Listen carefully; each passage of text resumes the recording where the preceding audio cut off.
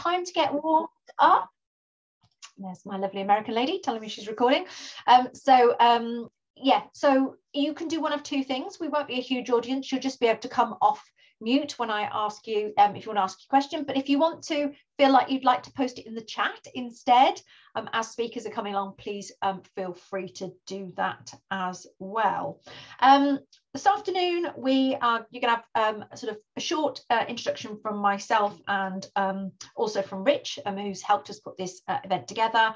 We're then going to move to the main event. Always like to big up our hear from a peer speakers. So Mark Gale, who's the CEO for Gloucestershire Gateway Trust, he's going to talk about what they took social investment for, and he's going to be neatly sandwiched by Hanna from Social Investment Business, and then Christian afterwards from Social Investment Business, talking about why they made the investment. We'll then go to Q&A. We're going to finish up with some social investment top tips, and just to give you a little bit of interaction, we're going to run a few polls during the session, so we'll give you a little bit more information. Sorry, Olivia, are they Zoom polls rather than Menti polls? Sorry, I think you said Zoom. Yeah, Zoom. Okay, great. So there's no need to use another piece of tech. That's fine. Have I forgotten anything, Olivia, on the sort of housekeeping? She normally sends me a nice nudge in the chat if I have. No, I think we're all good now. Okay, great stuff. Right, we're gonna kick off straight away with, I think I've done my introductions, other than to say that Big Society Capital is a wholesale investor. You may or may not have heard of us. I think that's absolutely fine if you haven't. But we're here today with a website that we run in partnership with a number of different organisations across the social sector, including people like NCVO, Locality, Social Enterprise UK, and Good Finance is a website designed to help social enterprises and charities navigate the space around social investment. So we do a lot of these events just to try and break down the barriers. You know, it's worrying, I think, thinking about borrowing money. So we do that by sharing others' stories. But I'm going to hand straight over to Rich, and he's going to tell you a little bit more about why he wanted to do this event. Mel, thank you. So I'm going to out myself at the beginning as a lifetime resident of Gloucestershire. So that's just over 50 years now. Most of that time has been spent in the public sector, education, but then mainly in the civil service. And there is, I've got to be honest, so much about this county that I love. And some of it's the stuff that you see in the Sunday magazines, you know, the pretty villages, the literatures, the art festival, all of that. You know, but there's also a rather solid and reliable and unshowy, unflashy side to the county. And I think we're really tribal in the way that, I don't know, a Yorkshire or something like that is. I say that I'm married to a Yorkshire woman. And we're really in the news for the wrong reasons, except maybe flooding, I guess. We just sort of tick along. You know, we're tucked somewhere geographically, aren't we, between Birmingham and Bristol and Oxford and Cardiff, east and west. You know, and you get the sense that actually, you know, quite a lot of people like that. But if that's at all correct, you know, there's a downside to it, which is that we are insulated and isolated even from some of those ideas and some of those movements, the forces which are driving social and environmental change in other parts of the UK. You know, we're a bit conservative with a small c, and even a bit reactionary. You know, and social enterprise, just as one example, is an increasingly vibrant sector of the economy in many parts of the UK, you know, part of the local branding, but not yet here. Harnessing technology intentionally for social impact, this sort of so-called tech for good, is another national movement, but it's not yet especially visible here. Social value assessment, you know, that ability to account for the differences that organisations make for society, you know, that's not a skill set that's yet as visible in Gloucestershire as elsewhere, you know. And then of course what we're talking about today, the social investment, you know. And I'm going to boldly suggest, by way of intro, Mel, that we're missing a trick, you know, and it matters. Firstly, because, you know, beyond the magazine photos of pretty villages, Gloucestershire has a gritty side. You know, we have levels of social deprivation and inequality and injustice that belie the image that many people have of the county. And secondly, it matters if we're missing out, because Gloucestershire is not, I fear, ever going to be a recipient of the significant levelling up funds, you know, the public investment, the political attention to address the social ills that we have in our midst. You know, we're never going to be seen in the same light as a Hackney or as a Blackpool. So if we're going to tackle the food poverty or the homelessness or the inequality or the social isolation or the health challenge, any of that stuff, we're going to have to find something more within us, to look within, to cultivate the seeds of creativity, I'm getting lyrical, innovation and entrepreneurship, that are undoubtedly to be found in the county. It's just that that sort of innovation and creativity costs, and it costs pounds and it costs pence, which is why it's so great, and it's why we're having this Good Finance talk today about social investment, because we wanted to help spread the message that there are funds out there, a growing pot of them actually, which could be tapped by a range of organisations looking to grow and in ways which would address the sorts of challenges I've just referred to. So for me, Mel, and you asked why we wanted to do this, today is another small step in helping challenge thinking in Gloucestershire about the art of the possible in funding growth and social environmental impact. If it plants a seed for thought in a few people's minds,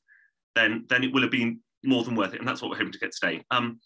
Very finally, quickly, I'm one of two co-founders of a recently incorporated KIC that we've called the Meet and Ground, which aims to bring together the public and the private and the third sector around initiatives that do good for people, place and planet. So we're aiming to be disruptive deliberately, and social investment seemed a very good place to start. Over to you, back to you, Mel. Lovely, thanks, Rich. That's great.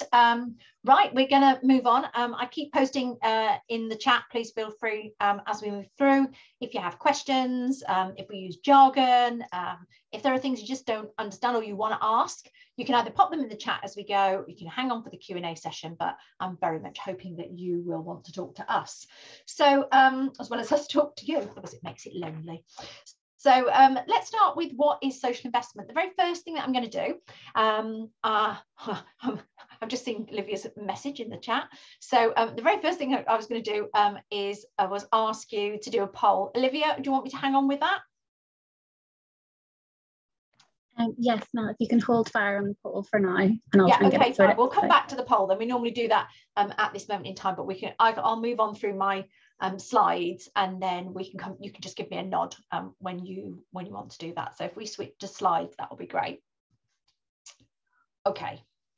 So we've met all of the speakers this afternoon, and you should be able to see them, and you're going to get to hear from them very soon. So if we move swiftly on, that will be great.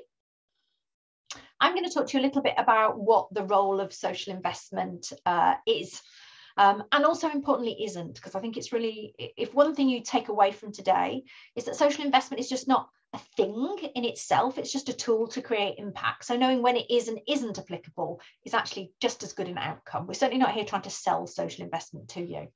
So this is the most obvious statement I will make today. Social enterprises and charities are dealing with some of the most challenging issues in the UK, and it gives you a full range of the things that they cover. I also like to get the elephant in the room. Let's get it out of the room very quickly, and let's be really clear what social investment is. It is the use of repayable finance to help an organisation achieve a social purpose, and that means you're going to take on money that in some way will have to be repaid, and most often with a level of interest. So you might say, well, that wasn't the greatest news you could start with, Mel, so should we, if I did a little bit of bad news, let's move on to the good news.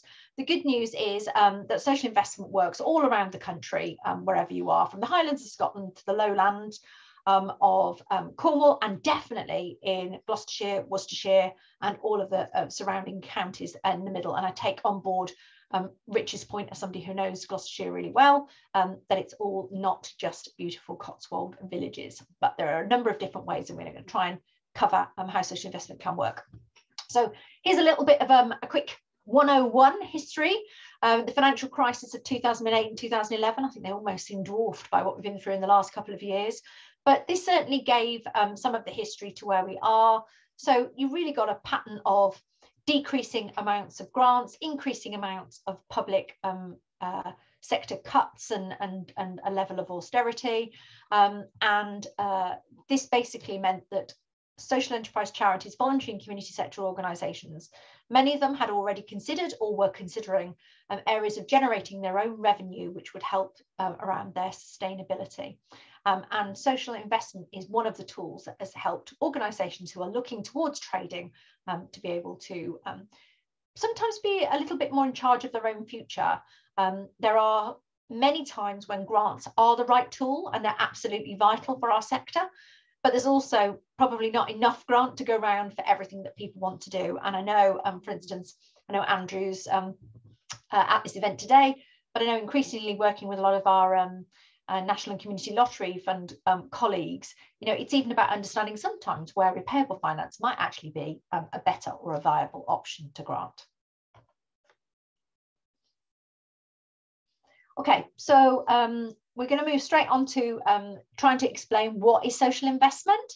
So for charities and social enterprise who generate a surplus through trading, and then we say that this profit or surplus, I'm one of these people, I don't really like surplus because I think it makes us sound like we're not happy to make a profit, and sometimes I feel that not for profit makes people think we'll do stuff for less than market value.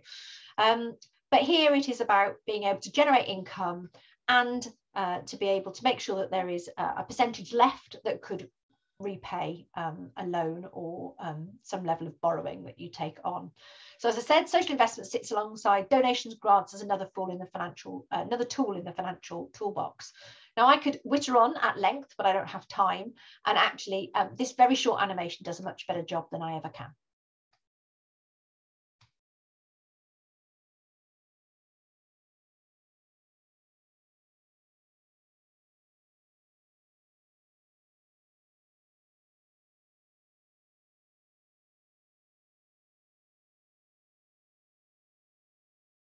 That's of course if we can get it to play. Sorry about this. Let me try it again.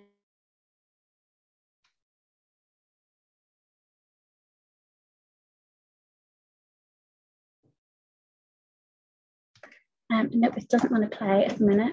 Okay, I'll just carry on. Will you find it in yeah, YouTube, I'll and we'll pop it in perhaps the link. play directly from there. This is the one piece that normally goes absolutely according to plan, but never mind. These things are sent to try us. It's only 1 minute and 34 seconds long, so it won't take too long. And it's a very short animation that helps you to understand what social investment is and isn't. The good news about it is it's had thousands and thousands of views, and it means that if you need to actually try and explain this to somebody else in your organisation, you can always come back and look at the video.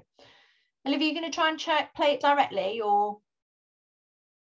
Yeah, now we're just getting the link and then we'll pop okay, it you in get the link. chat. Okay, let me just talk about financial toolkit and you come back in when you're ready. Okay, so your financial toolkit, essentially we're talking about most social enterprise charities, voluntary and community sector organisations have a mixed bag when it terms of the different levels of streams of income that come in to support their organisation. So whether that is trading, whether that is with directly with customers, so business to customer or other businesses. Many organisations have donations and fundraising. And, across the UK. Hang on. Nearly ready. Socially, I'll just finish this one and then you'll be ready. So and social investment can also support in, for instance, being able to help deliver, lots of organisations deliver contracts either by payment by results, either through public or local authority. So social investment sits alongside donation grants as another tool, and these are the things that we normally talk about when you are defining what you might use social investment for. So it can help you to buy an asset, deliver a contract, kickstart your organisation. I'm going to come back to that later because I didn't say start. I said kickstart, and there's a reason. Grow or develop, grow your work, so scale or develop new innovations, which is a lot of lots of conversation about the word pivoting during the pandemic. And the key takeaway here is you may use a combination of these tools depending on your circumstances. Olivia, are we okay to go now?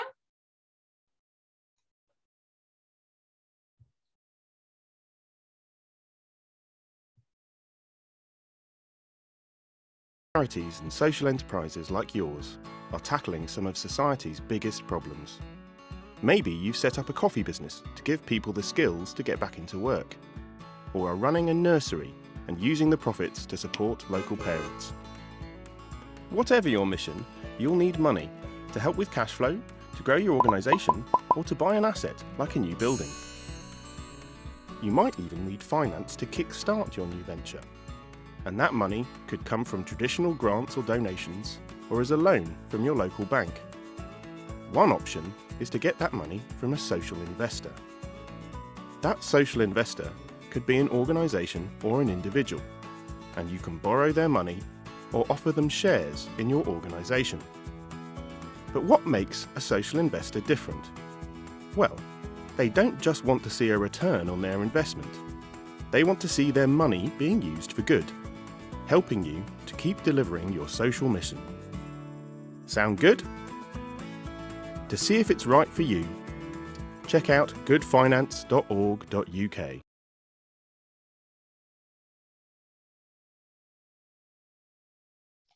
Okay, lovely. Thank you very much, Olivia. Apologies to everybody. I don't know, as I say, that was normally foolproof, but we'll post the link as well to that YouTube clip, that video, in case it's useful for you to show to anybody else in your organisation. So I'm going to pick up the thread from where I was and talk about key considerations.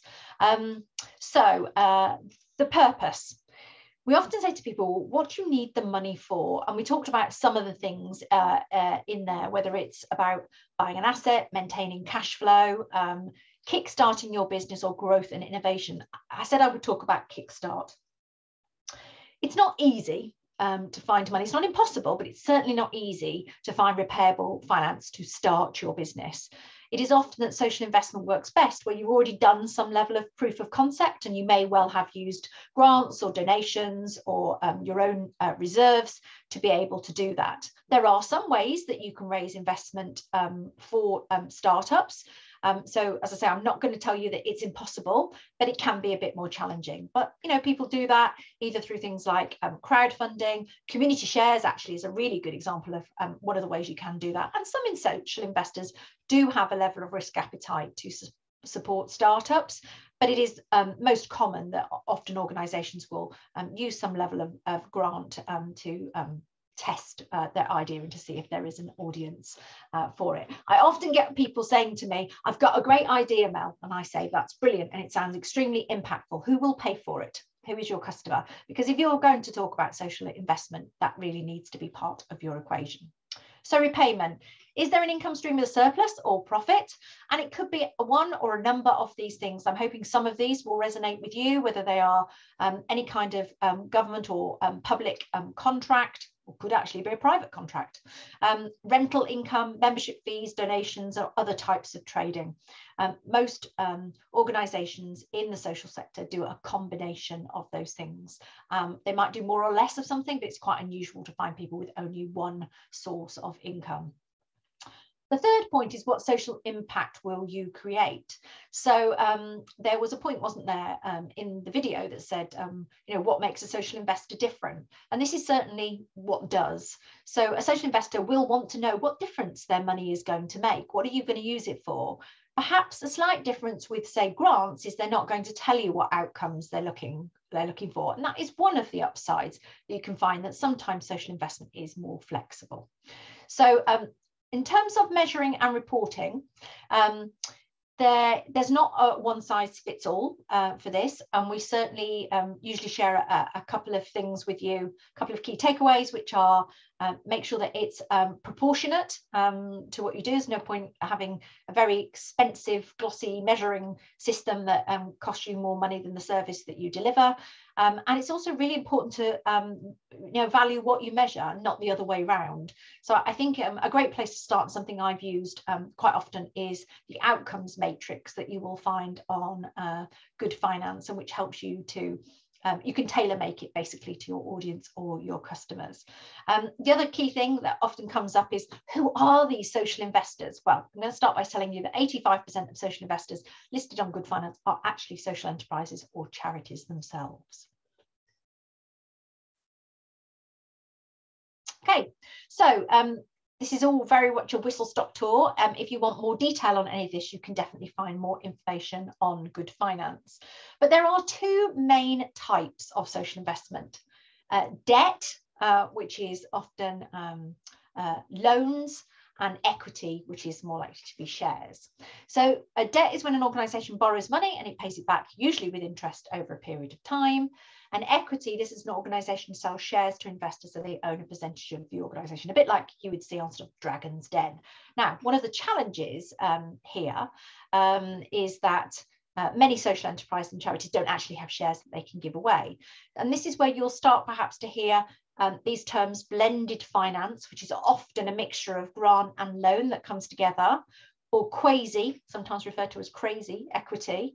And that basically refers to a type of product that acts like equity, but where shares are not exchanged. So in real simple terms, it's a very patient and flexible form of debt. Now, if any of these terms that we're talking about with you, you're thinking, I don't understand what they mean. I spent a long time not working in this sector and have a lot of terms still daily thrown at me where I think, do I really understand what mezzanine debt means? It used to be a upwards floor in a fashion store that I used to run. So we have a jargon buster. If there's any term you come across we use, ask us what it means if you don't know. Check out the jargon buster, and if it's not on the jargon buster, let Rosie know, and it's one that we'll cover in future. As the video said, there are two main ways of getting social investment from an organisation, and actually we've got a few of them represented here on the call today. So I know we've got John from Charity Bank that I've seen, and I'll have a quick look in the minute and see who else is on the call. So that's Charity Bank, an example of a social bank. You get specialist social investment firms, so organisations like, for instance, Big Issue Invest or Resonance. You can find all of the social investors listed on Good Finance Investor and Advisor Directory. And sometimes you also do, Olivia, you're sharing your screen now. Me, sorry.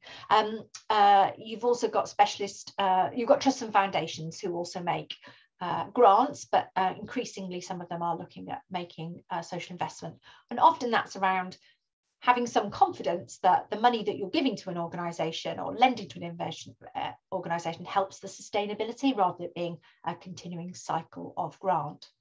The other way that you can get investment is from an individual, and I've already talked about some of these things, so things like crowdfunding, community shares, social investment tax relief, which is still available to be used as a tax relief up until January the 5th, 2023. So actually there is a Gloucestershire-based organisation in Stroud that is currently raising investment using social investment tax relief.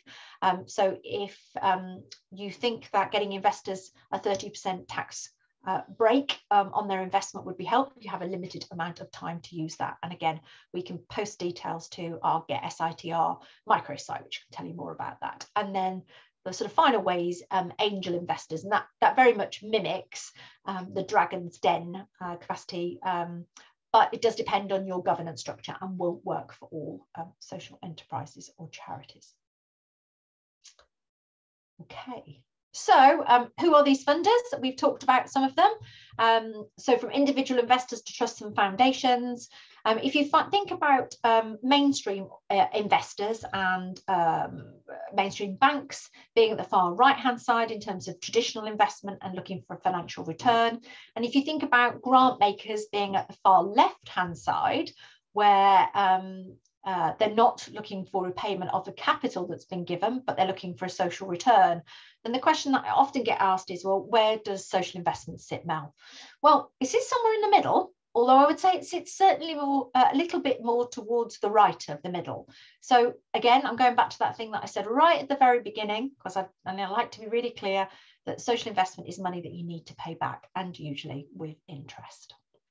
Probably one of the challenges here to say as well is that whilst there are over 80 different social investors listed on Good Finance, none of them have high street presence. So you're not going to walk down and find an office of these organisations. So navigating your way through who does what in this space is actually a key place that I would say that all organisations who are thinking about exploring this topic need to spend a bit of time, because not all social investors do the same thing. They have different specialities, different levels of lending. Some are geographically locked, and some of them specialise in particular types of products. So we have the social banks who quite often, not always, but do quite a lot of lending in their secured lending. When I say secured, I mean sort of like mortgage type finance, or where there's an asset secure upon it. And then other types of lenders do unsecured and smaller loans. Sometimes they do both, but it's really important to try and understand the differences.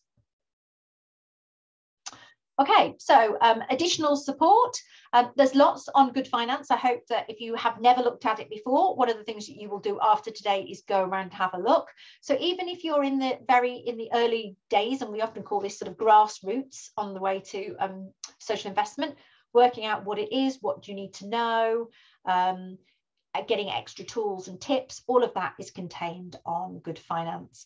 If you're an organisation who actually has got an idea, you're already enterprising, you know that you need to raise investment, you just don't yet know who to talk to, then again, there are more tools on Good Finance. There is an Is It Right for Us tool, and there's also the Investor and Advisor Directory, which finally, if you're in my final category, I call these organisations the Show Me the Money list. So these are organisations who are clear, probably borrowed money before, really clear what they need to do, and actually they just want to interrogate the data. There are a couple of other things on here we talked about in terms of the Reach Fund, which helps organisations who are already working with investors to get over the line. And I'm not going to talk about the Recovery Loan Fund as we have Christian and Hannah here. Okay, so let me just ask Olivia, I know you said you'd come back to it. Have we got that poll ready yet or not? So I'll do it in a different way. You have? We should, yeah, just 1 second. Okay. So we're gonna ask you a poll. You're going to see hopefully appear on your screen quite soon. And we're going to ask you. Usually you'll understand why we would have done this perhaps just before I did my session. But if you can just cast your mind back before I started talking, and we're going to ask you to give us, and it won't identify you personally. It will give us an aggregate score of everybody that's on the call. Just try and give us an indicator of what your level of knowledge about social investment was when you signed up for this session. So before I started talking, just have a little bit of a look. We're using Menti now, I think, because obviously we've had some Zoom problems. So you can either follow the link that Olivia has posted in the chat, or you can go to menti.com and Olivia or Annie will just share the code that you can put in, which will come up. I think the code is 95239588. So we'll just hang on while everybody gets onto Menti. I think, obviously Zoom is having a moment this afternoon. So yeah, we've got 7 people logged in at the moment. So just pop in where you think your knowledge of social investment is. We've got 20 people on the call, so probably wait till that ticks up to about 15. That would be great. So yeah, you can either follow the link that was in the chat, or you can open a browser or on your phone, go to menti.com, and then if you use the code 95238588, that will be good. We're up to 10, so that's not bad. It's moving upwards, downwards. Oh, I have to say, you're doing quite well on this one. I'm hoping it's not because I did such a good job on my on my slides, but it's always good to just see where the collective knowledge of the audience is. I'll give it one more, about 60 seconds more, and then we will hold that thought. Okay. A couple of minutes behind now. Okay, let's go with that. We'll stop at 5.9, but if anybody else wants to continue to, you haven't had an opportunity to input and you'd like to, then please do feel free to do so, and I'll get Olivia Rani to give me the final score when we come back to this at the end.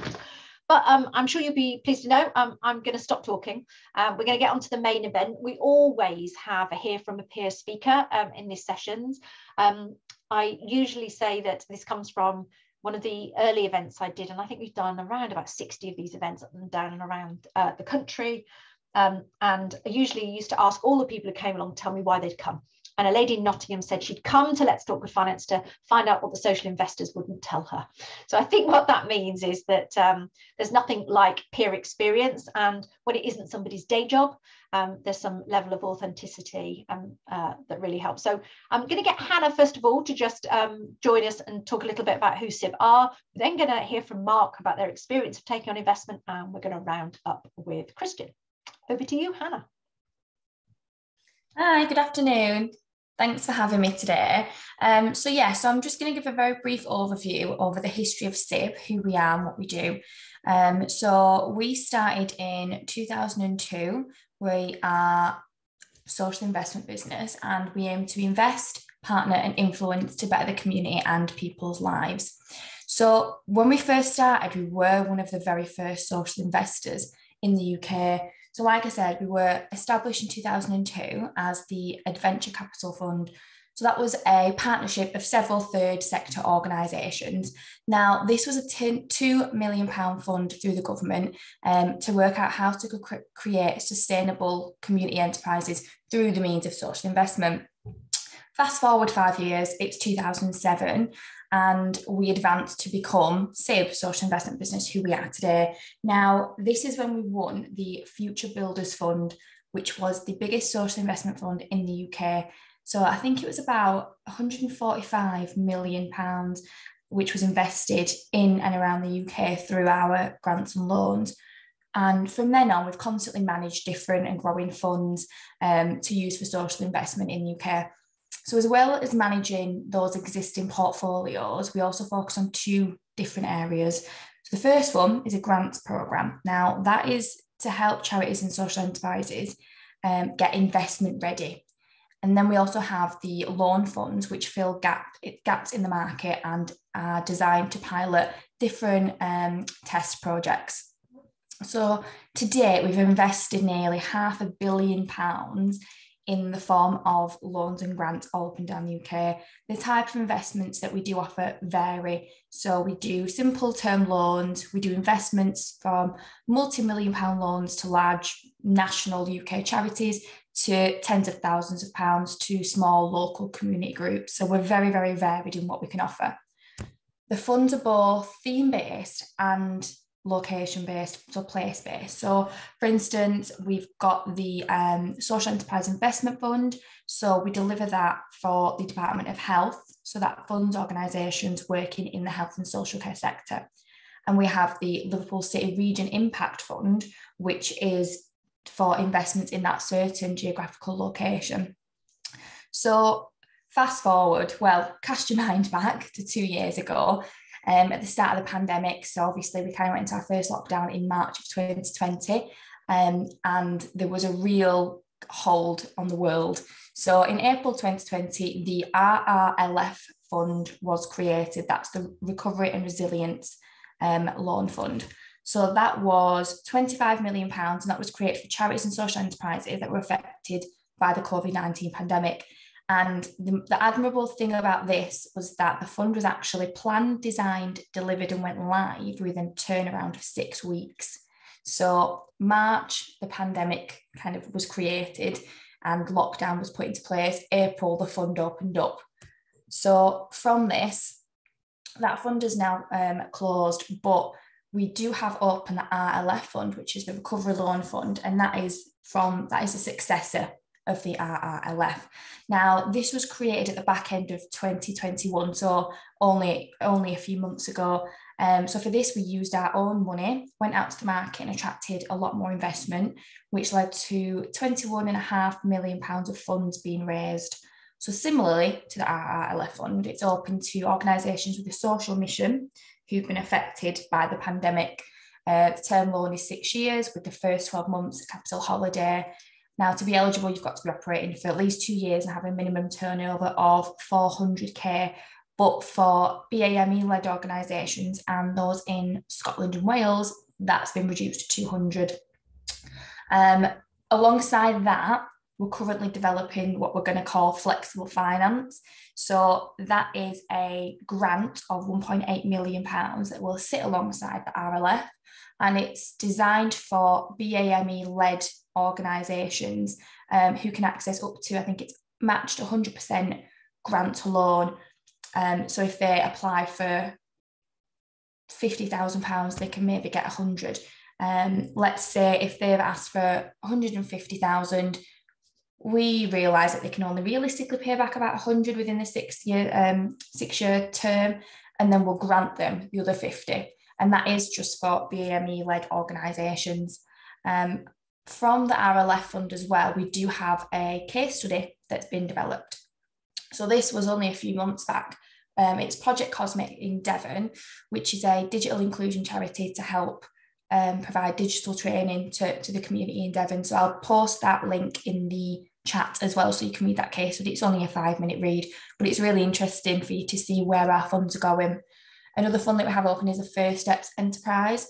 So we manage that on behalf of the ASDA Foundation, and that's aimed at lending to charities and enterprises who are looking to become more sustainable. So we offer, I think it's up to £30,000 loan on that, but it can go up to 50,000 in exceptional cases. So it is a case-by-case basis. So not only do we loan and kind of provide grants, but we also offer support as well.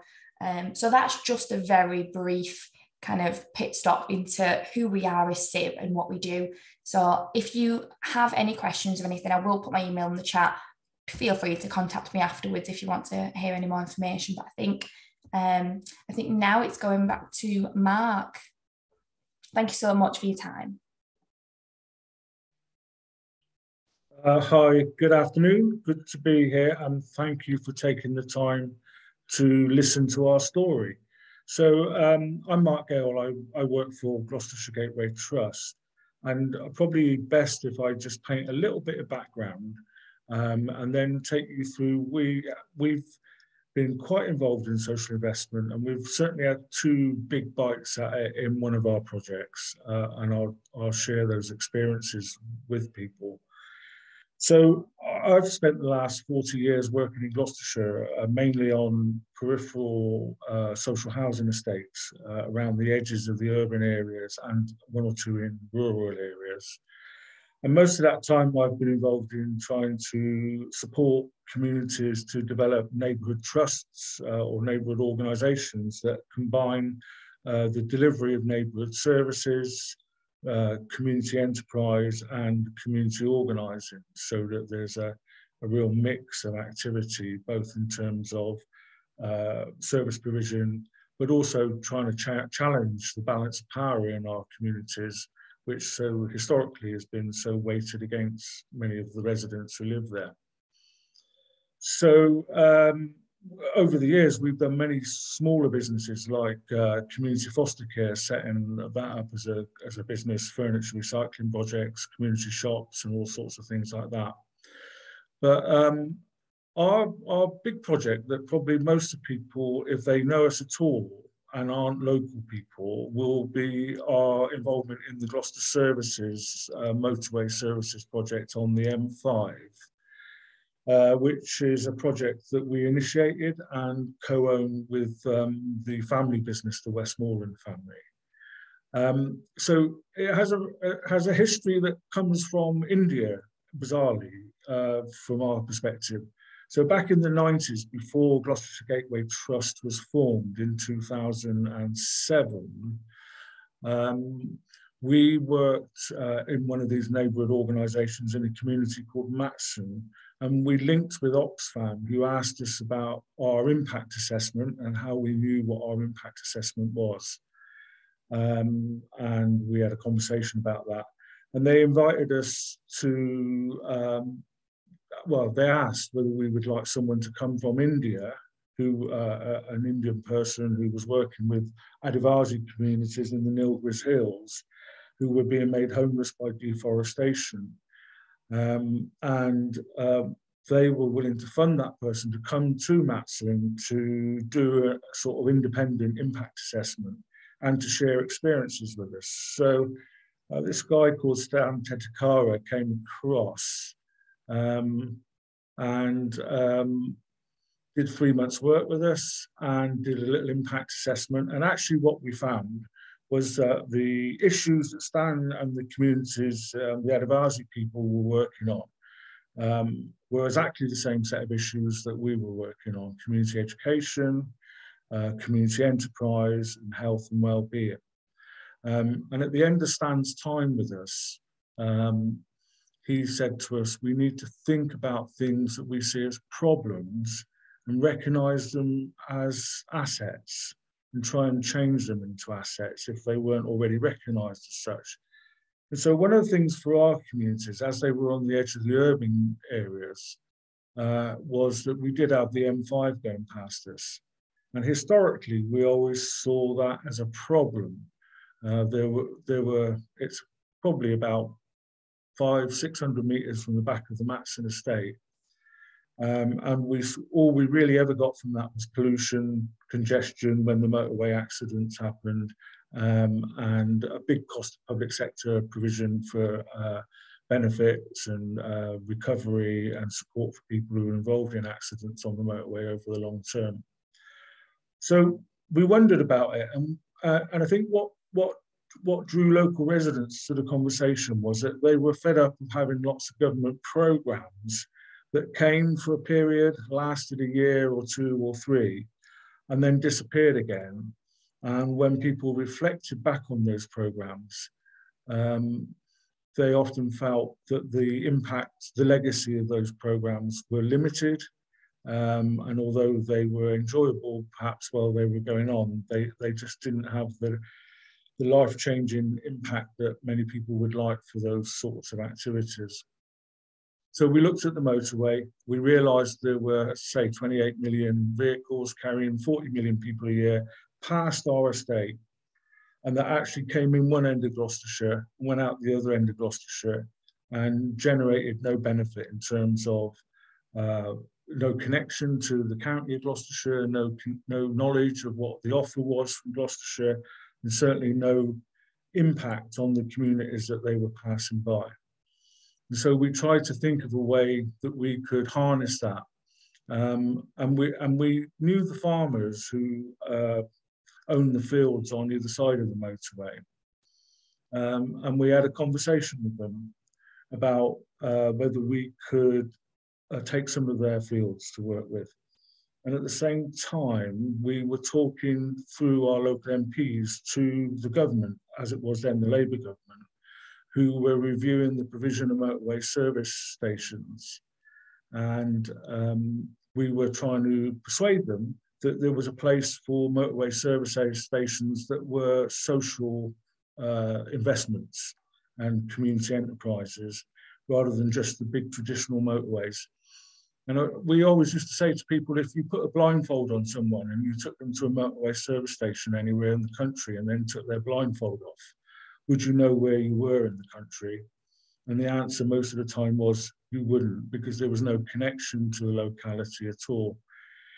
And the network of motorway service stations were predominantly run by three large multinationals, Road Chef, Welcome Break, being the two that were particularly dominant in our end of the country. And so we liaised with the farmers, and our big problem at that time, so we had a vision for this, and the vision for it came from local residents on that council estate, as it was then, talking about what they wanted, which was permanent, good quality jobs and sustainable income streams to be able to support the community groups that they thought were important, and not for other people to make those priorities for them. And so we set about looking at that, and we literally had no money at that point. So we started a conversation back in 2005 in a predecessor organisation. Colleagues in that organisation felt this was such a big task that they weren't confident that their organisation could deliver it. So we set up Gloucestershire Gateway Trust particularly to make that happen. But we still literally had no money. I was the only worker there. I didn't always get paid, which I'm not complaining about, but I just illustratively about the, where we were at. But actually, what we wanted to do was to take the land where we potentially saw the opportunity for a motorway service station, and then find a partner to work with us to deliver that, who knew the business sector. But we had no money, as was illustrated. So what we actually found at that point, which was then 2007, 2008, just sort of heading into the crash. So our credibility for raising money from mainstream banks was very limited at that point, because we had no money, we had no track record. We talked to a couple of local charities who'd been with us or been involved with our activity for sort of 10 years on and off. And one of those was the Summerfield Trust, which is a smaller Gloucestershire-based charity. And the other was the Tudor Trust, who some of you will know better as a national charity. And as other people have already said, charitable trusts have quite a big source of capital for their own investments. And at the time, Tudor Trust had a sort of balances of sort of 300 million in investment. And we're interested in what we were doing, and we're keen to support it, but could see the risk. But we knew to bring a motorway service station to life, we needed to invest £1 million before we could even get planning permission on the site. And that's all money at risk. So if you don't get planning permission, you have to write that money off. And so we needed a really sympathetic investor. And what we did at that time is we asked the Somerfield Trust to help us take land options on the site. And they bore the cost of that and held them for us until we were ready to take them on. And then we asked the Tudor Trust to loan us the money to be able to do the pre-planning work. So Tudor Trust offered us £500,000 on the basis that if we get planning permission, they would get a good financial return on it. But if we didn't get planning permission, they would write it off. So that was a generous investor, but a set of circumstances in which they could see the benefit to local communities in the long term. And that's what we did. We came to an agreement with them.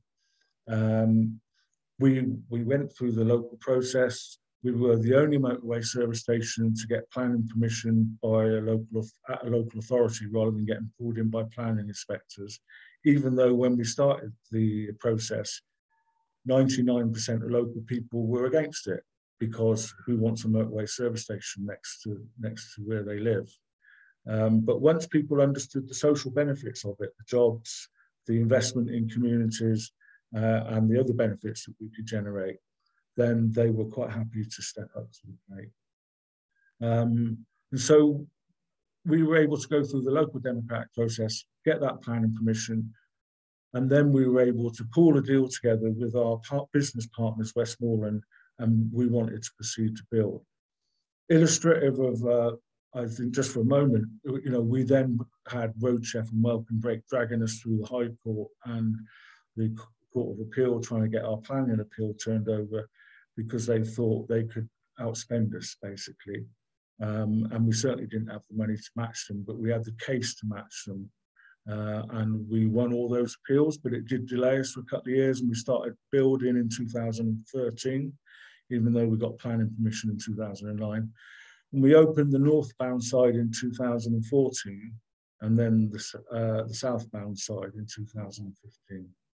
So that's proven incredibly successful from our point of view. We've created over 400 jobs there, all of which go to Gloucestershire people, and a big chunk of them go to the people of our particular target communities.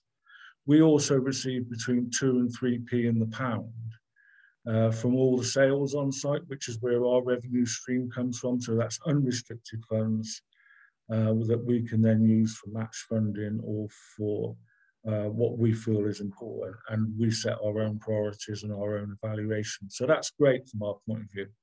So that works really well. We didn't take money from the business until 2017 because we wanted to make sure it rooted and was strong.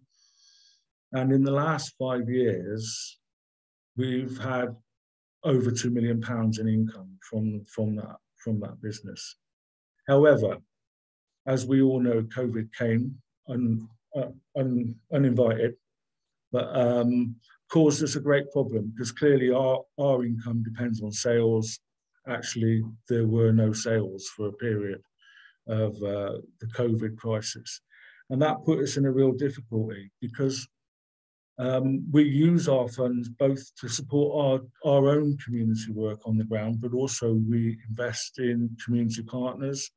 So we committed to 5 years of investment of £20,000 a year to 9 neighbourhood organisations on our patches. And whilst we could manage the impact on us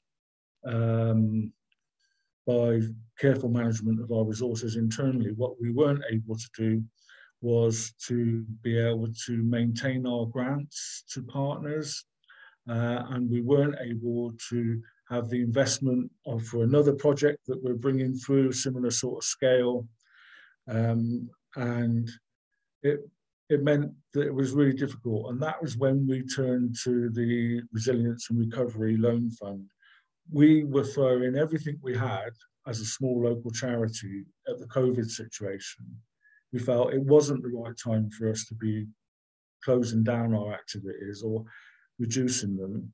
We felt it was a time actually we needed to give it everything we had to make sure the communities stayed strong and well organised, and that we noted that residents in our communities where we had been investing were the quickest to respond to COVID in Gloucestershire. But that was because of the historical investment. So we started to look at the COVID support funds, and a colleague who we worked with and is also one of our trustees who's involved with Cooperative Futures, identified the Resilience and Recovery Loan Fund for us as being the most appropriate source of funding. And the charity bank who we had an account with were one of the people who were administering that.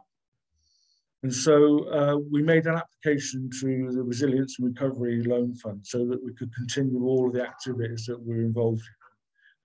That was the grants, but also we were coordinating a large food consortium of over 20 organisations in the city to support people. And we would have struggled to be able to maintain that. So we went through the process in autumn, winter last year. And I've got to say that it was quite comfortable to do that. I'm a simple community worker, so I don't do all of our accounts and all those sorts of things. So, you know, we had someone in our team who could put the numbers together in the detailed way that the bank required and the RRLF required. But I found them very approachable, very sympathetic to what we were doing, that they were understanding of why we wanted to loan money at that time. And they could see that we had a long-term revenue stream from which we could repay that. And so I think we signed off our agreement in January last year, and we borrowed just over £200,000. And that was really, really critical, both to the confidence of our own trustees, who obviously get nervous when income streams stop, but also, more importantly, enabled us to keep investing in the communities in their hours of need. So we had like I think most RRLF arrangements, we had a holiday in the first year, and we've just started the repayment process, which I think costs us just over £3,000 a month that we're paying back from January of this year. So it has to be right, I think, for sure, and you have to be able to see where you can pay the money back from. But for us, both the arrangement we made right at the beginning, when we worked for Tudor and Summerfield to get the project off the ground, that was right for us because we needed someone who was really ready to take risk with us for the social purpose. And then the RRLF was right because we just needed someone to get us through that tricky spot period last year. And it really, really did that. And, you know, I feel like our story would be very different if we hadn't have had that support.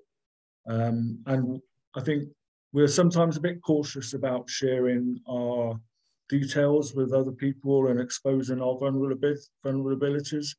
But actually, I felt with this particular fund and with Tudor, actually, because we had a long established relationship with them, that they both understood why we were looking for that support and wanted to help. Sometimes when I've talked to other banks on a personal level, I don't always feel they want to help. But I've always felt that social investors do want to help if they understand your purpose. And so we couldn't have done what we've done without social investment. And we're looking at more social investment. We're working with residents on a community sports hub, which will probably be circa 4 million development coming into play next year. Well, certainly the shovels hopefully go in the ground next year. So we're big fans of it. Okay, Happy great. to take any questions. Yeah, great stuff. Let's do Christian and then let's come back to you, Mark. There's so much in there that I've got notes of and excitement. And I'm glad to hear you say, yeah, and I can vouch for that, you know, you do have to pay the money back, but social investors are, you know, they do understand our sector. So Christian, let's bring you in. And now I've got one question in the chat. I've got a whole host, but I'm hoping we'll get some more coming in the chat. Thanks, Mel, and thanks, Mark. It's always good to hear that the assessment process was kind of relatively straightforward and that we were understanding. And I think the reason for that, I mean, let me just tell you a little bit about me first. I've worked in social investment come about April 22nd. It's now my 15th year. So I've kind of been around the social investment market for an awful long time, and I've seen a lot of kind of changes in, you know, in terms of obviously the introduction of BSA and the wholesale and kind of the whole development and the whole raft of new people kind of come into the market, and the market get a little bit more complicated in terms of social investment tax relief and, you know, some of the things that Mel was talking about before, mezzanine finance and equity finance. I think social investment business strength is that we have always done simple term loans.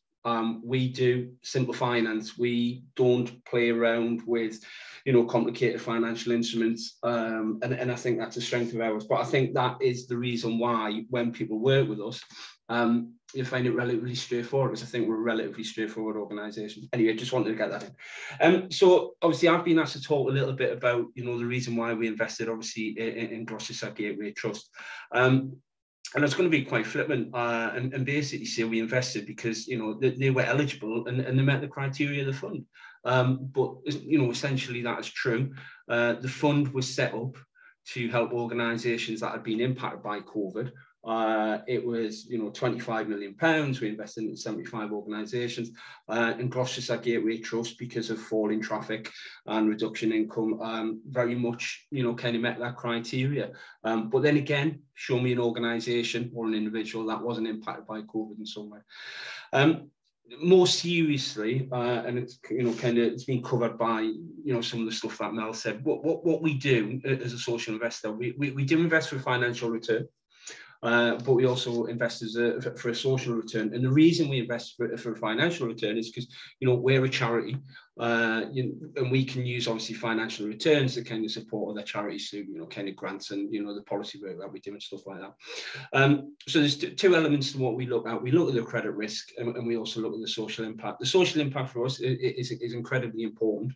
And we've kind of changed our approach. It's not just about the amount of stuff that you do, and we don't ask you to do a huge amount of measurement. And the reason for that is because, you know, you're the person, you know, as organisations delivering, you know what works and what doesn't work. So, you know, we're more concerned about, you know, the form of the kind of organisation and employment practices and stuff like that. So in terms of the kind of the credit risk, broadly, there's three elements that we look at. We look at the enterprise. We look at kind of the financial stuff, and we look at the impact. So when we talk about enterprise, what we're looking for is, you know, we're looking at your business model. So who are you? You know, what do you do? You know, why do you do it? You know, how strong is your kind of your governance arrangements? How strong is your senior management team? So all that kind of, you know, that due diligence stuff. When it comes to the financial, because you know, at the end of the day, it is repayable finance, or it's largely repayable finance.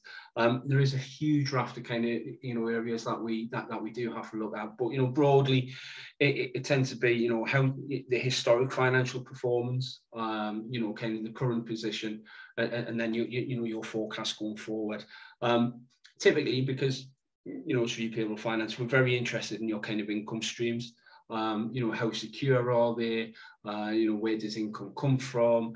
Are you generating a surplus which can be used obviously to kind of make repayments? If you're borrowing to invest in a new activity, is that new activity going to, you know, kind of generate a surplus to be able to meet the repayments? And we also look at, you know, financial management and governance. So those are the areas we look at, as well as impact. But you know, the reason why we invested in Gloucestershire Gateway Trust, it was clear why the investment required, and it was clear how it would help. So you know there was a strong kind of story there. They scored highly across all of those different assessment areas, so the impact, the enterprise, and the financial. So once we've done our due diligence, they're coming out really well on those three areas. They had a very good track record of delivery, both pre-pandemic, and because it was a fund set up with kind of COVID, helping organisations through COVID, there was also a really strong story there around the additional COVID support that they've done, obviously, for the communities that they do support. Management and governance were good. Social investors, a lot of them will stand up in front and say, well, we invest in people. And that's true, especially for the more early stage stuff. And I've seen some of the comments about, social investors are only interested in, well-established businesses with, kind of significant income. And I think there is a real gap for social investment for early stage startup enterprises. We do some of that in terms of the First Steps Enterprise Fund. So, there are products out there for more early stage. Not everything has to be a couple of $100,000. You don't need to be running a motorway services station that might generate, £300,000 a year. You don't need to have a £5 million government contract. There is, support and investment out there for kind of earlier stage ones. But, finally, whether you're borrowing 20,000 or 200,000, what I would say is, the main thing that you have to have clear in your own mind is that you have your source of repayment. And again, because Gloucestershire Gateway Trust had that, ultimately that was, one of the reasons we were able to invest. So, in summary, good organisation, delivering really good stuff. Well run. I was going to say relatively well run there, but I don't know them well enough to say relatively, so I'm going to say well run. And just an interesting model, reaching lots of people and delivering lots of good stuff with a really good organisation behind it. Great, lovely, thank you, Kristin. That's brilliant. Well, Sarah's definitely getting first question because she's got two that are coming in. So I'm going to get Mark and Kristin and Hanna to sort of join me on the panel. I've got one from Rich as well, and I've got several more. But if there's anybody else on the call that you want to either jot it in the chat, or you want to put your hand up virtually, or just give me a nudge, then please do feel free to do that as well. I think we'll just bring Mark in. That's it. Great, got everybody on my screen, which is good. So yes, two questions. Let's start off with the one which Kristin's just referred to, which is about the size of the organisation. But I think what really struck me actually, Mark, when you were talking, is that essentially, I'm always giving you a lead into the answer here, but you had to work with two other organisations, because essentially when you started this, you were a new start yourself, weren't you? Because you come out of another organisation. So although I can see, I think Sarah, I'll get you to tell us a bit about your organisation if you're happy to, looks quite different to yours. Actually, you weren't in a dissimilar situation. So how did you go about that? So we were probably turning over less than £50,000 a year and running a deficit every year and living on grants when we first set up in 2007. And I think our strength was our relationships with the two charities that came into play with us. So we didn't go and ask them cold. Tudor Trust and Summerfield Trust had both been good supporters of our work and understood our communities. So they were open to that conversation. And then I think Tudor, particularly as we, after the financial crisis, understood that, they could be overwhelmed with grant requests and wanted to try and start to tread that path to discover new ways to support organisations. So I think we were their first social investment. And so we had to do a lot of sort of investigation to try and find the right framework. So it had added value from their point of view. But we were, it was me in a closed shop on the estate, scrabbling to find enough money just to keep it going. But I think, if I can just say, one of the things that I found really interesting during that period before, so we didn't open until 2014, so we had 7 years of operating and doing community work. We weren't just making the motorway service stuff happen, we were doing community work. And we found we had more and more leverage as we were able to persuade more and more people that we could deliver it. And it was the expectation of delivery became almost as powerful as the actual delivery for us. So, 2009, 10, 11, 12, 13, more and more people believed it would happen. More and more people wanted to help us stay alive and to do the things we wanted it for. And so that became a really powerful tool pre-investment, actually. Yeah. And so really, you started from that, and I noticed well that you leaned on those partnerships quite heavily, both to generate them, but also to get people to sort of almost incubate, help and support. You talked about the local organisation taking the sort of land initiative originally, and I mean that's one of my noting, having worked in this sector now for some time, although I worked in the private sector before that, is that we're really good at sharing. And that's one of the reasons why these peer sessions help so much. But actually, that you've just busted a great big myth for me, and I hope this will give Sarah a bit of comfort, but I will bring her in shortly, is the fact that you don't have to be turning over large sums of money. I'm going to come back to Rich's question in a minute about the sort of size of the opportunity, but just a figure that will stay with you is that the average median first time borrowing for a social enterprise or charity is £50,000. Okay, now you can borrow less than that, but that's come down from 100,000 over the last 8 years. So it's not a huge amount of money to get going or to get started. So, you don't have to be turning over a huge amount of money. Sarah, just your organisation is, you said, quite new, and, that you're right, the risk, this thing about borrowing money and have to pay it back. Although I think Mark's done some great stuff to sort of tell us about one of the other things we hear all the time is about the flexibility that comes with social investment. But yeah, how does that sort of speak to your question about how do you build that credibility? Yeah, I mean, it's lovely hearing Mark's story, because I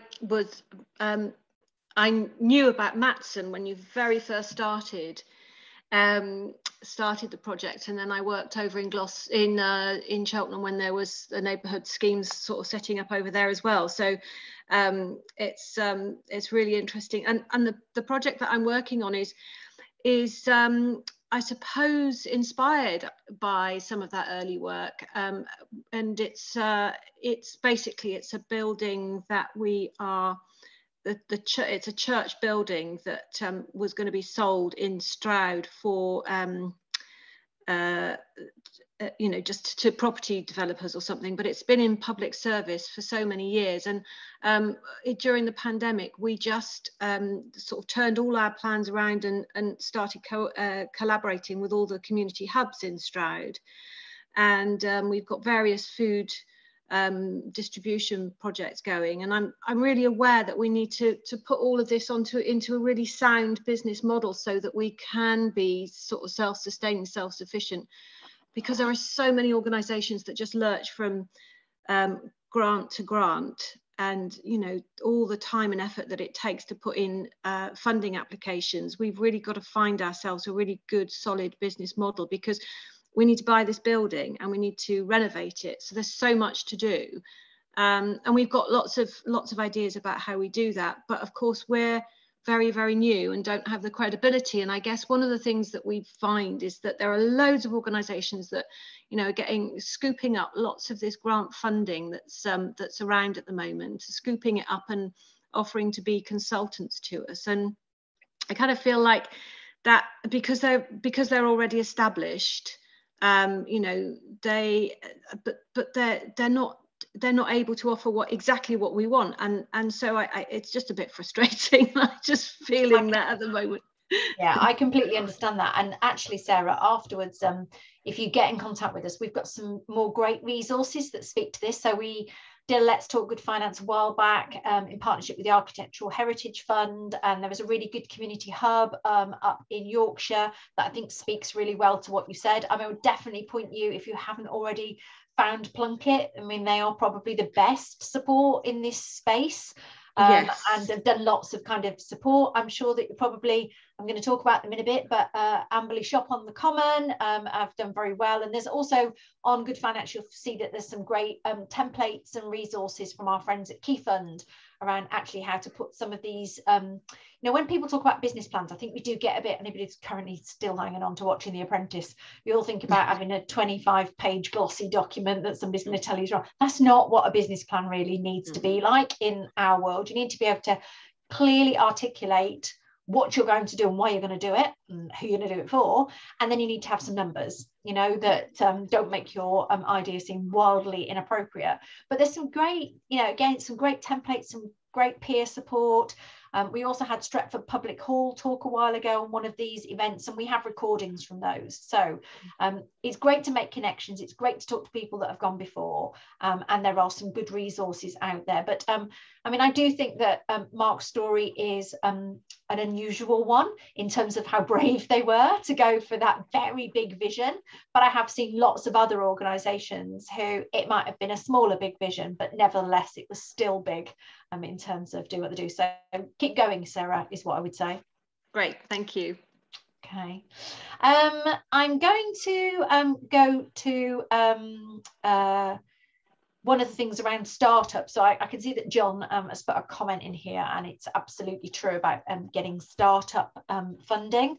And I did talk a little bit about there being different things. I know SIB have talked about First Steps Fund, and there are a range of different types of funding that you can use around that startup. And I'm actually going to talk about a charity bank case study in a minute about how social investors can work together. But it probably is fair to say that the biggest gap in financing currently, so that doesn't mean to say that there's no financing, but there's probably less choice or options, is around that either startup or around the stuff that's really highly risky. I have to say that Mark's example, I think, was really highly risky at the beginning. The good news, and I think this is where the point comes relative to risk, so we started talking about this before, is here you had a grant funder, so whose money would be philanthropic at source, so the Tudor Trust, who had the ability to take this risk on their first social investment. You probably wouldn't get that level of risk. I'm going to call on John. I can't see Charity Bank being able to take that kind of risk, bearing in mind that they have other social enterprise and charity deposits that they take. So is that probably fair, John?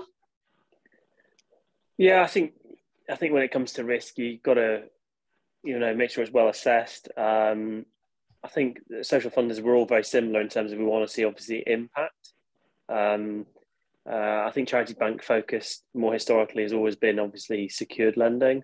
We are also doing unsecured lending now as well, and smaller loans starting from £50,000, which I think is really important and really valuable to the sector. So yeah, I think it's obviously a key element of how you make your decision. You want to see great return, but you also, I think the really rich impact comes from when you support small organisations that then grow, because they then become the advocates for you as well. And obviously you're also helping the sector develop. So yeah, a bit of a mix. Sorry, I've not given you a direct answer to that one, but I think it's fine. A fair summary. Okay, thanks, John. That's great. I'm going to come back to Richard's question then, because actually, by answering your one or two things, I think I answer one of the other questions, which is you've asked, so this is for all of us, do you have any sense of how many organisations, especially charities, could take on social investment, but are currently or not? So what's the size of the untapped market? That's a very interesting question, because I was having this debate internally just yesterday. So we did a piece of market sizing way back in 2016, and it used some of the factors like the age of an organisation, how much turnover they had, and we definitely need to repeat that, because I think we'll find quite a different scenario now, because back in 2016 we didn't have Access Growth Fund, we didn't have lots of blended finance, we certainly didn't have things like the government guarantee schemes, of which just so that so many acronyms here, the RRLF, the Recovery and Resilience Loan Fund, the RLF, the Recovery Loan Fund, and also CBILS, Coronavirus Business Interruption Loan Scheme. We didn't have these things, and that made making these sorts of products available, some of this risk more difficult. So I'm sort of putting my money, Rich, on the fact that the amount of organisations who could theoretically, given some brackets, take on social investment has scaled and grown quite significantly 2016. I'm going to give you two other bits of information that I think help to back that up. So when I joined Big Society Capital in 2015, and we were trying to work out how you could help and support organisations to navigate this space. It's not people's day job. It's complicated, or I at least found it complicated certainly at the beginning, and still baffles me a bit from day to day. And we got together with a range of sector partners to create Good Finance. If you'd have asked me when we launched in 2017, did I think we would be on track to reach 500,000 unique users, I probably would have laughed. Because to be honest, and that's why I was sort of interested to carry on the conversation with Di, who was on the call earlier. I used to be Chief Executive of Social Enterprise West Midlands, and I used to go to a lot of voluntary and community sector organisations, being a trustee of NAVCA.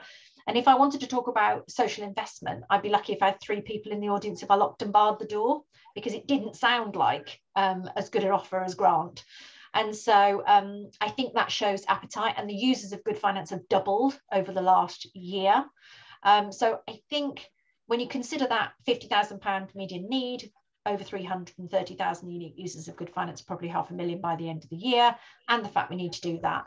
I think the biggest challenge, and I'm giving you pre-warning here, Christian, Mark and Hannah, I'm going to come to you with one of these, is what one thing do you think gets in the way of that potential being realised? For me, my offer would be risk. So often the risk that organisations, Mark actually referred to this, either the risk the trustees are prepared to take or other people in their organisation often stops people from unlocking that potential. Christian, what would be your one thing? Well, you've stolen mine, Mel. Yeah. I mean, like I said, I've been doing this job an awful long time now. And, you know, in the early days, I joined an organisation called Future Builders, which was, you know, a big government scheme, obviously, to get money out the door. And the number one conversation we used to have with people, SMTs, you know, chief execs or whatever, could see the benefit of it and have the kind of the vision to see where social investment would fit in. Not all not all chief execs, certainly. Trustee brought to a whole different kettle of fish. You know, the amount of meetings we sat in with trustees at the request of obviously the chief exec to basically go through the terms of the social investment, what's repayable, what would our approach to default be, all that kind of stuff. So it tended to be trustee boards were really kind of quite risk averse. Quite rightly so. It's almost in the rules and regulations of being a trustee that, you know, you have to be kind of quite risk averse. So that was that one. The other thing I would say, I mean, you'll might guess in my accent, I'm not kind of based in the Gloucestershire region. I'm up in the northeast. The northeast is, I suppose, a little bit like Gloucestershire. It's almost like a bit of an outlier. It's almost kind of obviously up the top of the country, and we kind of forgetting about certain things as well. So what you tend to get in social investment, you do get some kind of cold spots, and the northeast was very much one of those. When we were doing Future Builders, our investment team was based in Newcastle, and we had about 1 investing in Newcastle. And the reason for that is because as a region, we were still kind of fairly wedded to grants. And free money, and I think that's still the case. The Northeast does have its own social investment fund now. It's fairly small. There's not much demand. So yes, number one reason why organisations won't is risk, but there can also be geographical factors in play. Where if an organisation, if an area's had a lot of grant subsidy, trying to bring organisations on that journey to understand where social investment can fit can be difficult. Okay, and that probably actually rings quite true actually for where we're in Gloucestershire. Mark, one thing from you. I'm quite conscious on time, so. So I always say to lots of people that I'm involved with that we're most limited by our imagination, and I think the point of our project was not to be frightened of scale. That we've done lots of small things that actually we believed we could do big things, and we thought, you know, just because we're residents on a council estate doesn't mean to say we can't do a big project, and actually we're more than capable. So not to be frightened of scale, start with our imagination, and then we can find ways to deliver it. Love that. Be brave. I love that. Hannah, anything you want to chip in? I think everything's been covered. Okay, lovely. Thank you. Yeah, and I am conscious of time as well. Yes, smashing. Let's thanks very much. to all of you for your contributions. I'm just going to try and round up these sessions because we've had a really good, rich conversation, but I wanted to cover this bit as much as and there are a few people that have had to drop off, but I really want to give you some more colour for some case studies from across the geography. So I'm going to start with this one because actually there's a whole range here from big to small. So this one is Aspire Gloucestershire. Now this is a social impact bond or a social outcomes contract. So this is now fully repaid. It was 3 years. This is one of those where you do need to have a commissioner that's involved in the process. And this was actually around helping young people either at risk of homelessness and who had complex needs. Now you can see with this one, the investment was 375,000 and actually the turnover here was just short of 3 million, so a bigger one. Now, when I first started in the sector, everybody wanted to talk about social impact bonds. So I'm going to give you a caveat that for many social enterprise or charities, that's not going to be the social investment product that you use to take investment, but it's still really important that you know that they're out there and doing things. There's a great one actually working nationally, started during a pandemic, believe it or not, called Skill Mill, and also represented out from the northeast. So check out Skill Mill if you haven't seen before. I've moved to the next one. Stockwood Community Benefit Society. So this is in Redditch in Worcestershire. I had somebody else I think on that had a community farm. So this is a community land trust. Essentially, so you know, they raised over £1 million in community shares. They have also used social investment tax relief. They have done social investment more than once. Just so you understand their trading model, they have a business park effectively, and they rent and manage that as one of the key income streams to be able to do some development. There's some great examples of this out there. I'm actually a shareholder in Fordhall Farm. So again, another organisation who've raised investment using community shares. We actually did a whole Let's Talk Good Finance around community places and outdoor spaces. So if you want to know a bit more about that, you can perhaps check out the recording. New starts. This is the one, I don't think John will actually remember this one, but this is a co-investment. So it is in Bromsgrove in Worcestershire. It is a charity. I've known this organisation for a long time, and they had investment from Charity Bank. So that was the secured investment. And then they had the balance of the investment through Big Issue Invest. So New Starts had rented their premises for many years. The owner decided to sell for conversion. They managed to find a new premises just a while down the road, and actually worked out, this is a really interesting one, that if they borrowed money in the form of the sort of mortgage type from the social bank, being Charity Bank, and then they borrowed the remainder. They didn't have enough for the deposit because most secured lenders will only lend you a ratio of that total money. So their loan to value, usually 60-40, 70-30. And so they managed to raise the remaining 30% from Big Issue Invest. That's the unsecured lending. There would have been a difference in the terms and also the cost of financing those two things. But I think what this actually shows is that social investors are really good at coming together and working together where they've got different pots of money that will help people achieve the same thing. But probably the best thing about New Starts is by the time they'd actually done it, got better premises that they owned, that added to their balance sheet and therefore their own financial stability, that the monthly repayments on the two loans was less than the rent that they were paying before. So in this case, borrowing money saved the money. So probably didn't think that was possible. This is Amberley Shop on the Common, which we talked about. This is a community shop in Amberley Stroud, and they are using SITR. So definitely one of the organisations that we've helped through the extension of SITR for a following 2 years for an organisation to be able to use this. And there are more. There is New Starts, sorry, not New Starts. There is an organisation again in Bromsgrove called Spectrum Days. There is SoFab Sports in Cheltenham.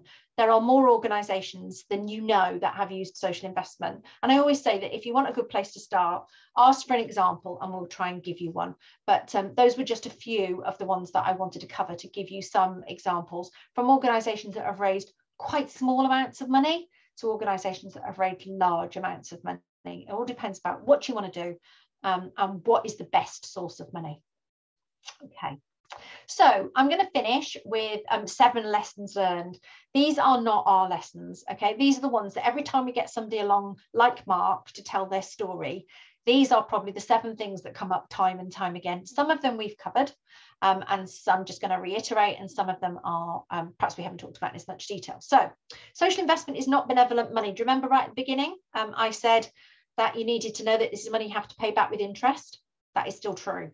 Impact matters. It does matter. What is the change or the benefit you're going to make? And actually, Mark, I was really pleased to hear your story, particularly around the fact that what you didn't want to just scale down what you were doing during the pandemic. There was more reason to keep going, more reason to support the organisations. And it was really nice to see how the investment could continue to help you to do that.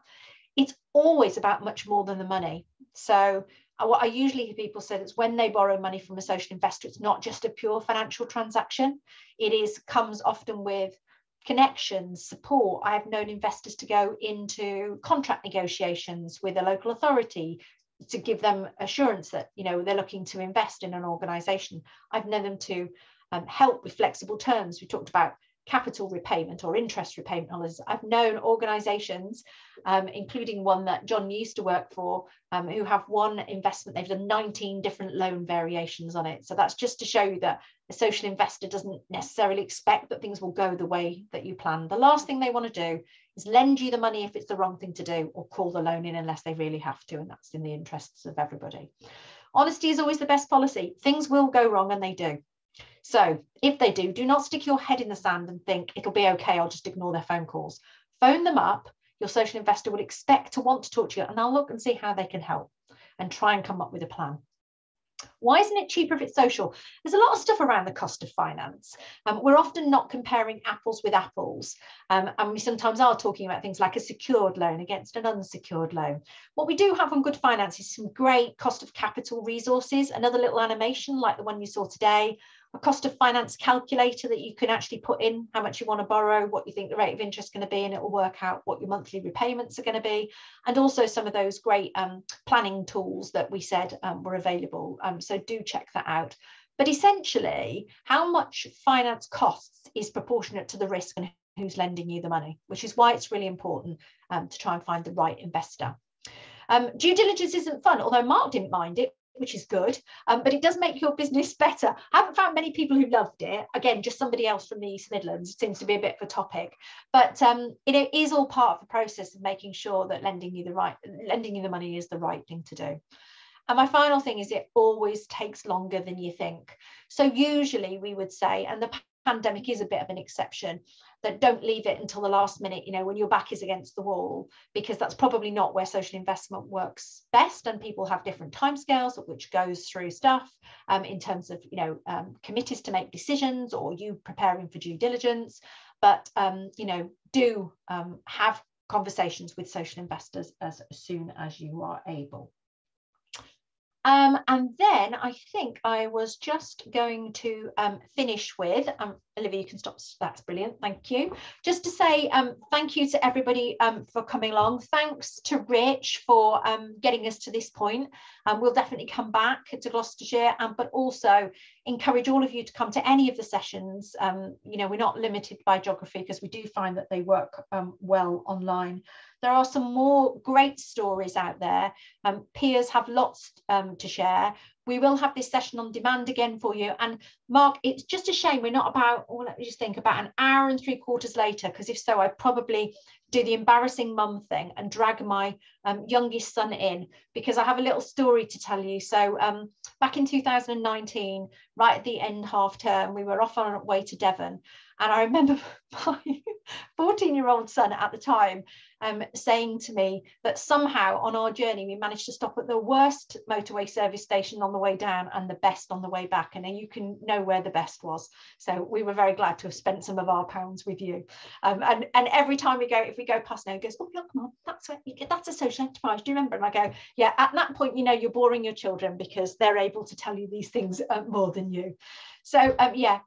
Just a huge thanks from me. There's going to be a survey that's going to appear on your screen shortly. If you have a chance to fill that in, that would be really helpful. Apologies, we had a couple of tech glitches, but I think we got there in the end, didn't we? Hopefully you find it's an hour and a half well spent. Gloucestershire, oh, Annie loves it. She's always on her way down there as well, down south. So In fact, could be a team meeting, guys. What do you reckon about that? We'll come team meeting. Okay, great stuff. Thanks all for your time. Big thanks to Christian and Hannah as well for coming along. Thanks, everybody. Thank you. Thank you very much. Thank you.